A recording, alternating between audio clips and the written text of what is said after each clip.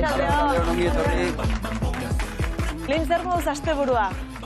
Ba, polita baina neketsua baita. Neketsua, ez da? Neketsua, lan asko egin behar izan duzu, asteburuan? Ba, ematen du ezetz, baina egun bakarrean, bai. Egun bakarra izateko, bai. Zu noiz eta nola hasi zinen anime eta manga munduan? Ba, nik txikitatik gainera EITB dauka baita errua, zen barraski dizituena jartzen ditu animearekin batera, eta txikitxoentzat, ba, ikusgarriak dira, eta gero ja handitzean esaten duzua, desberdinak dira, marrazki dizudunak eta animea, ez da? Eta bertan ja, gustoko nuen ja, hasi que jarraitu nuen. Eta zergatik gustatzen zaizkizu hainbeste? Zer dute? Bueno, desberdinak dira. Ez dakit nola esan konkretuki, baina beste motatako historioak dira, eta batzuk sakonagoak, besteak pixkat supersozialagoak edo, baina guztio, dena bezala. Eta esango banizu edo eskatuko banizu aukeratzeko, bat, bi, zein gustatzen zaizkizu? Animeak, bai. Josku gari dauz, baina Jujutsu no Kaisen, bai, gustoko daukat, eta, Kimetsu no Yaiba baita, markatu. Pentsa, hainbeste kosta bali mazaizu erabakitzea horrek esan nahi du, asko dituzula oso gustuko, eta... Baina nik esan behar badet bat txikitatik ikusi duena, Dorremi, eta hemen bertan ikusi nuen, hasi. Dorremi. Eta gaur egun esate baterako, japonieraz ikusten dituzu? Ala euskaraz edo ingelesez edo... Normalean, japonieraz eta subtituloekin, azpitu.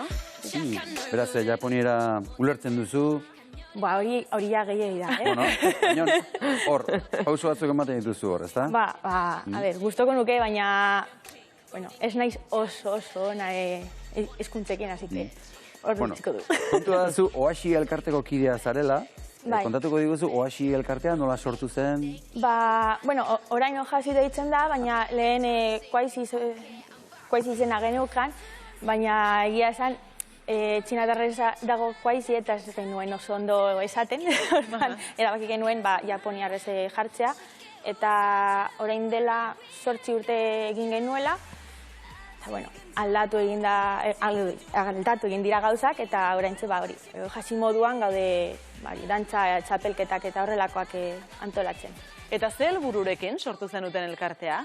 Ba, hasieratik eta oraintxe baita, gazteen artean asiar kultura sustatzeko. Eta nola egiten duzu hori?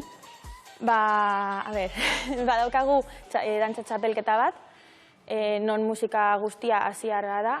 Normalean K-popa izaten da, Koreako abestiak. Eta gero baita dauzkagu bestelako ekintzak, jokuak, kajut, horrelakoak. Eta baita random dance deitzen den jolasa, ateratzen direla abestien leloak, estribilloak, eta dakitenak dantza, ateratzen dira erdialdera eta guztion artean dantzatzen dute. Naiz eta ez ezagutu. Random dance hori oso okerrez baldin gaude, asteburuan Japan Weekendean izan da, ezta? Bai, eta jende asko egon zen bertan, bai. Jende asko egon zen. Bai, jende asko hartzen du parte? Dantza egitea gustatzen zaio? Bai, jartzen dira, bertan daukazue. Hau da?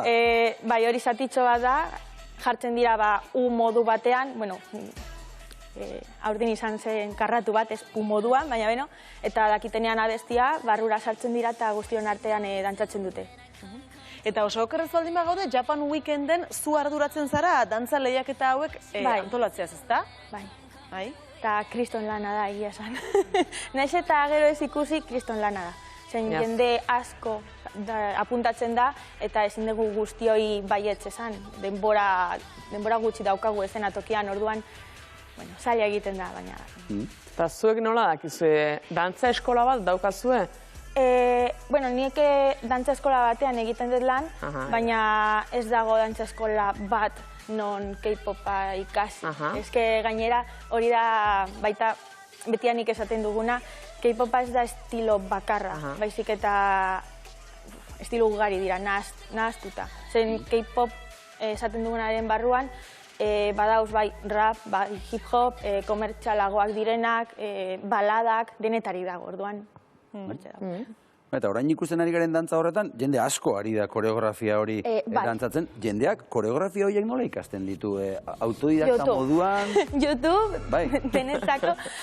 Bueno, bertan denok ikusi alditugu dantzak, zeren gainera beraiek taldeak, lehen Backstreet Boys moduan, denek dakite beraiek egiten duten dantza. Eta beraiek oraintxe YouTubeen jartzen dute beraien kanaletan, dance practice deitzen dena, beraiek dantza praktikatzen dutenean, grabatzen dutela besteok ikasteko eta gero eszenatokian ikusten dut. Eta dantza lehiaketez gain, nolako emanaldiak izaten dira, Japan Weekenden, edo zer gehiago izan daiteke? Badaukagu baita cosplay lehiaketa, karaoke lehiaketa, eta gero gonbidatuak egoten dira, batzuk kontzertuak ematen dituzte, beste batzuk, Itzaldiak eta horrelakoak, edo tailerra baita ere ematen dira. Eta postuak ere jarrita egoten dira, nola irudikatu behar dugu bekeko zuen sala hori? Dena postuz betea? Bai, antolatu dago eta mapa batekin ikusten dugu normalean.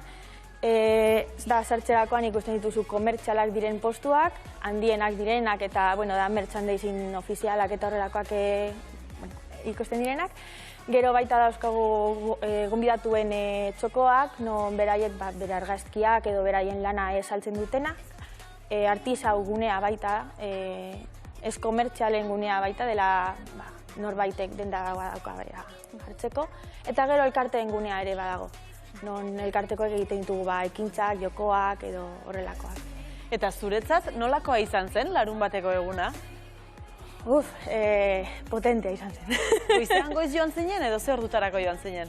Ateak irekitzen dira goizeko 10:00-etan, eta gu bertan egon behar gara 9:00-etan edo pizkat lehenago, azkenengo gauzak jartzeko, eta hortik ateratzen gara, gaueko 10:00-etan edo, orduan izan da egun osoa bertan eman da, eta leku batetik bestera, gelditu barik, dantzatzen, abesten, jendearekin. Lim, eta zuri gisa hontako egun batek, olako antolakuntzak eta olako lanak, zer da aportatzen dizuna edo ze eskaintzen dizu?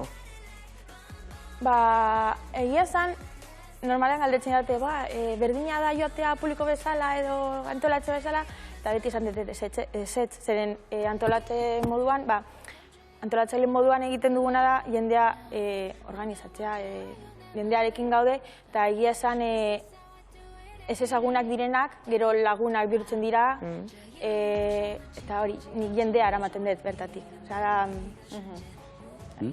Hori egiten dugu lagunak. Eta komunidade bateko parte sentitzeare bai, ez, pentsatzen dute? Bai, eta gero egia da, ia guztiok, komunean dauzkagu guztuak, orduan errazagoa da lagunak hartzea bertatik.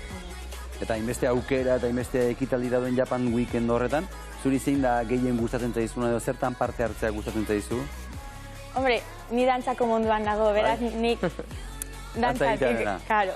Hori da zure gustokoena, ez da? Bai. Ederki.